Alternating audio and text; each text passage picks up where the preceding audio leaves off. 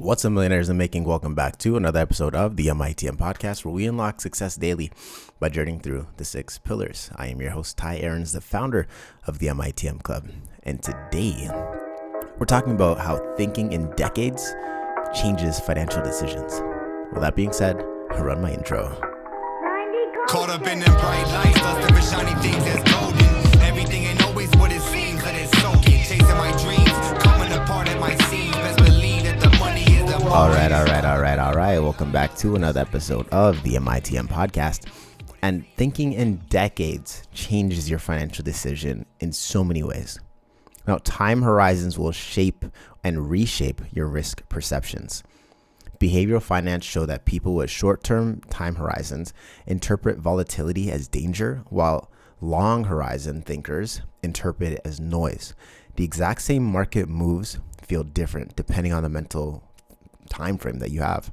When the brain zooms out, the temporary swings shrink. Thinking in decades reframes your risk to fluctuation, delay to strategy, your patience to advantage. If you actually think about what happens in the market, oh my God, Elon Musk said something crazy.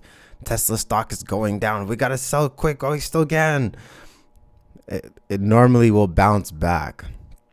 There's cycles that the market goes through. If you're thinking about getting rich quick, if you're thinking about, I'm going to make a bunch of money in 6 months, well, good luck. But if you're thinking longer, you'll start to see how things can just play out for you. Things actually end up working on your favor. Now, longer timelines activate delayed gratification circuits. Neuroscience research shows that future-oriented thinking engages different cognitive systems than short-term reward chasing. When people deliberately extend their time horizons, impulse spending decreases and savings behavior increases. The brain treats the future self more like a real person. Decade thinking turns abstract later into a concrete destination. This is why here at the MITM Club, we actually have a vision casting workshop that we cast our vision 15, 20, 30 years into the future. And we try to imagine what our dream life would be like, what type of circumstances that person is, how they're living. And we work backwards from there with key milestones that we want to hit. You say, okay, this is 15 years from now. For 15 years from now to be true, then 10 years from now, ideally, I'd like for this to be true. This has to be true. 5 years from now, this has to be true. 3 years from now, 1 year from now, 12 weeks from now. And when you start to think in that longer time horizon, things get a lot easier. Now, compounding only reveals its power at a long scale. Most people underestimate exponential growth because human intuition is linear. Financial research shows that meaningful compounding curves don't look impressive in year 1, year 5, but they become dominant over decades. Short thinkers are chasing speed. Long thinkers are harnessing math. Decade framing makes compounding emotionally believable. Compounding is the 8th wonder of the world, so they say. And you gotta let it take the time to build, to grow, to expand. It's not gonna happen overnight. Long-term framing reduces emotional decision making, while short time frames amplify fear, excitement. Long-term time frames dampen emotional spikes. Studies in decision science show that widening the decision window reduces reactive behavior and improves judgment. Zoom out, because when you zoom out, it stabilizes your behavior.